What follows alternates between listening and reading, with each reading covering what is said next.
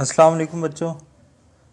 हम classification of carbohydrates लेके हाजिर हैं, यानी कार्बोहाइड्रेट्स की क्लासेस, ग्रोहबंदी। On the basis of hydrolysis there are 3 types of carbohydrates. Hydrolysis की बुनियाद पर कार्बोहाइड्रेट्स की 3 अक़साम हैं। पहली, मोनोसैकेराइड्स। मोनोसैकेराइड्स यानी ग्रीक में मोनो का मतलब होता है 1। ऐसे हाइड्रोकार्बन्स जो एक सैकेराइड ग्रुप पर मुश्तमिल हों मोनोसैकेराइड्स कहलाते हैं। These are also called simple sugars. इनको सादा शुगर्स भी कहा जाता है, यानी सादा जो है सादा sugars. These carbohydrates can not be further simplified on hydrolysis. In carbohydrates को हाइड्रोलाइसिस की बुनियाद पर मज़ीद सादा हाइड्रोलाइसिस के ज़रिए नहीं किया जा सकता, यानी ये इतने सादा होते हैं कि इनको मज़ीद सादा तर अज्जा में तकसीम नहीं किया जा सकता। Monosaccharides contain 3 to 10 carbon atoms. Monosaccharides में 3 से 10 तक कार्बन एटम्स मौजूद होते हैं। And may be subdivided into trioses, tetroses, pentoses, hexoses etcetera depending upon the number of carbon atoms they possess.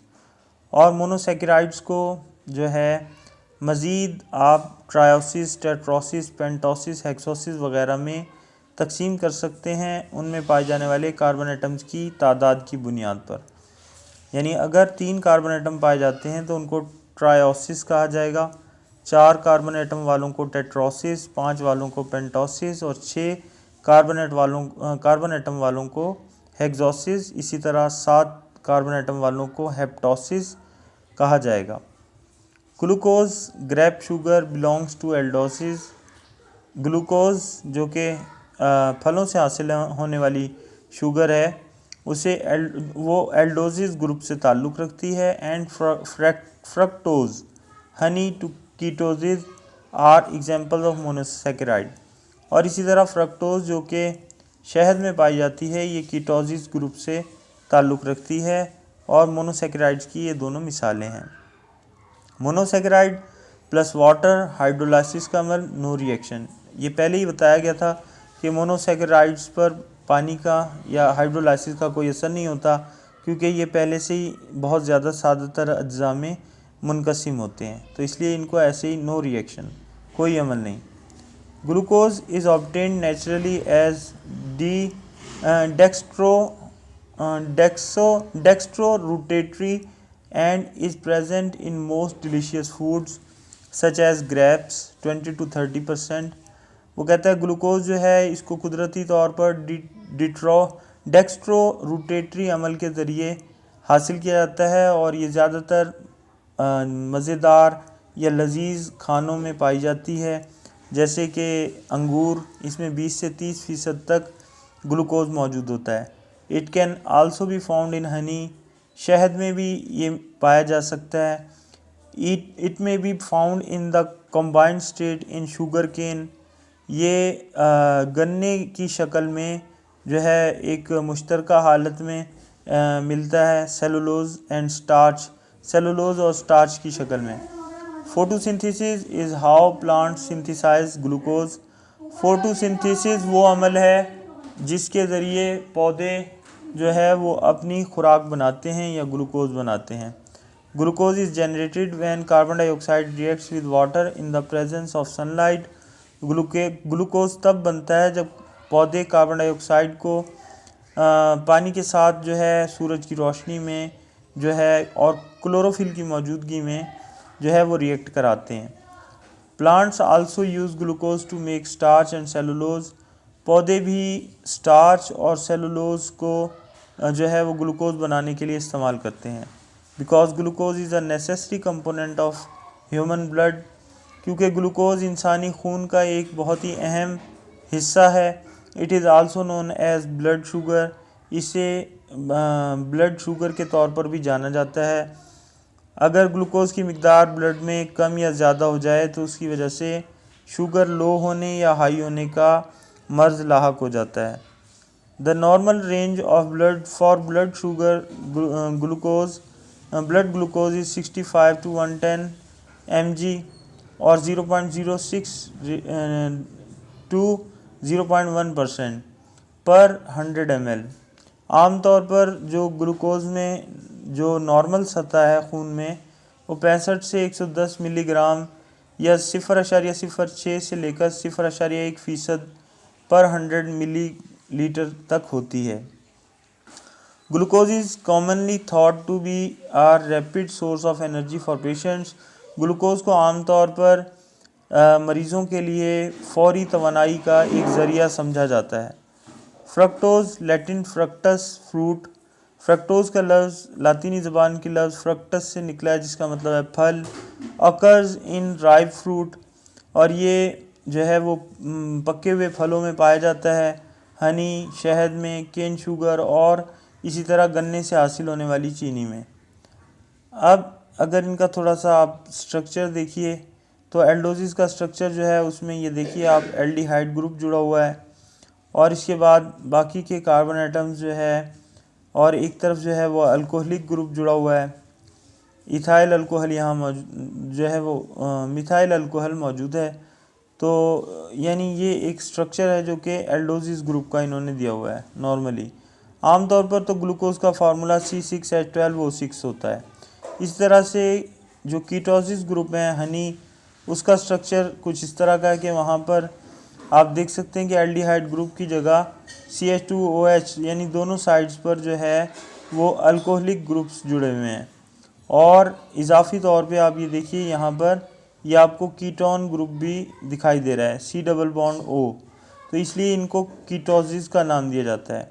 बाकी इसमें जो कार्बन एटम्स और हाइड्रोजन एटम्स के जुड़ने की तरतीब है वो तकरीबन सेम है। आप देख सकते हैं ये इसका इतना एरिया और इसका इतना एरिया देखिए कि कार्बन एटम 3 कार्बन एटम के साथ कैसे हाइड्रोक्सिल ग्रुप और हाइड्रोजन का ग्रुप जुड़ा हुआ है, एटम्स जुड़े हुए हैं।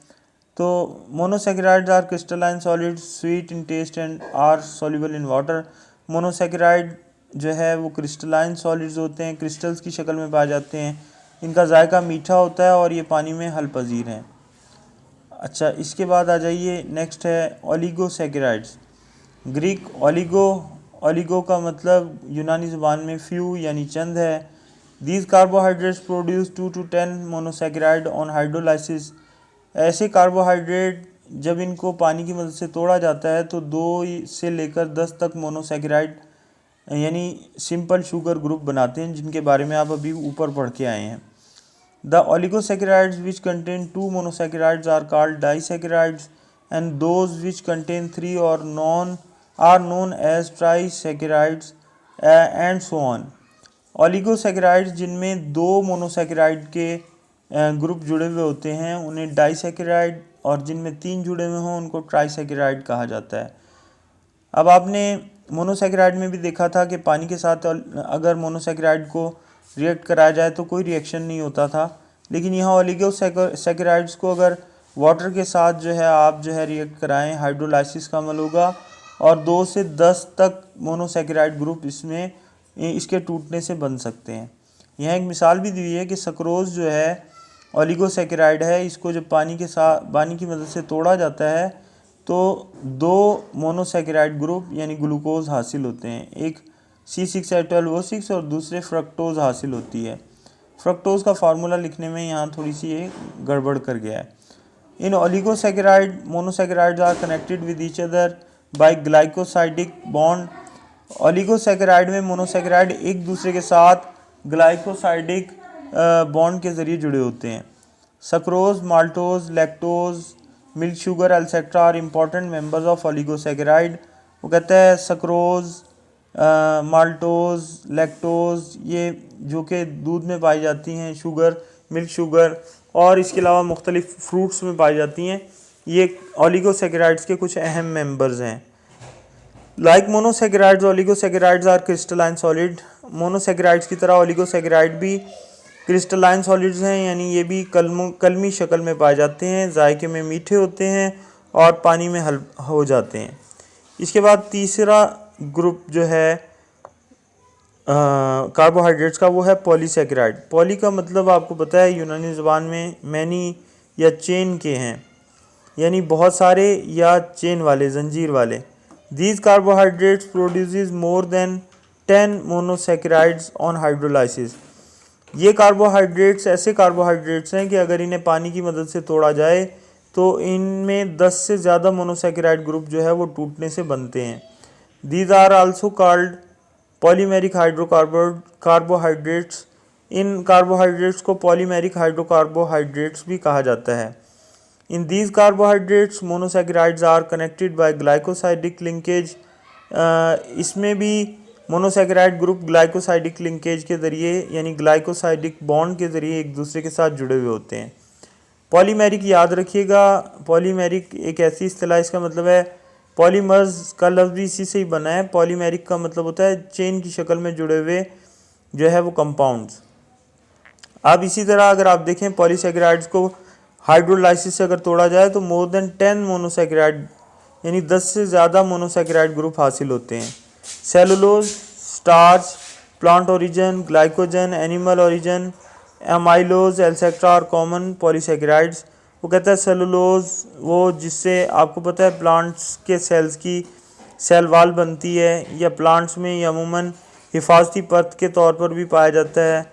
स्टार्च जो है स्टार्च प्लांट से हासिल होता है। ग्लाइकोजन वगैरह यानी ये एनिमल्स में पाई जाती है, एनिमल के ख़ास तौर पे स्टोमक में पाई जाती है। अमाइलेज ये भी एक एंजाइम है जो कि पाई जाती है जानवरों में। ये इसकी आम मिसालें हैं पॉलीसेकेराइड की। Cellulose is found in the cell walls. Cellulose cell walls में पाया जाता है। ये मैं अभी आपको पहले बता चुका हूँ। वुड लकड़ी में पाया जाता है। लाइनन, पेपर, कॉटन एल्सेट्रा, इन तमाम चीज़ों में भी सेलुलोज पाया जाता है। यानी पेपर में तो स्मूथनेस को बढ़ाने के लिए सेलुलोज को इस्तेमाल किया जाता है। इस तरह कॉटन या कपास में भी इसी तरह से। Cotton contain 95% cellulose. कॉटन में या कपास में 95% सेलुलोज पाया जाता है। Starch occurs in cereals like wheat, rice, barley etcetera and roots of potatoes.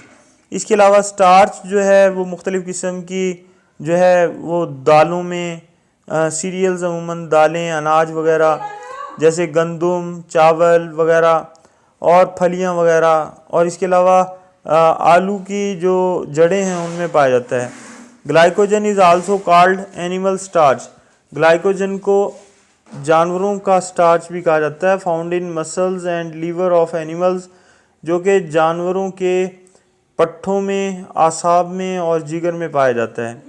Unlike monosaccharide and oligosaccharide, polysaccharides are amorphous solid. वो कहता है कि पॉलीसेकेराइड्स जो होते हैं ये कलमी शक्ल में नहीं होते, ये भुरभुरी शक्ल में होते हैं। टेस्टलेस बेजायका होते हैं। आपने पहले 2 कार्बोहाइड्रेट्स के बारे में पढ़ा कि वो जायके में मीठे होते हैं। एंड इनसॉल्युबल इन वाटर, और ये पानी में नाहल पजीर होते हैं। तो उम्मीद है आपको जो है कार्बोहाइड्रेट्स के तीनों ग्रुप्स जो है वो समझ में आ गए होंगे। इंशाल्लाह नेक्स्ट टॉपिक जो है यूजेस ऑफ कार्बोहाइड्रेट्स लेकर जो है जल्द हम आपके सामने हाजिर होंगे। शुक्रिया।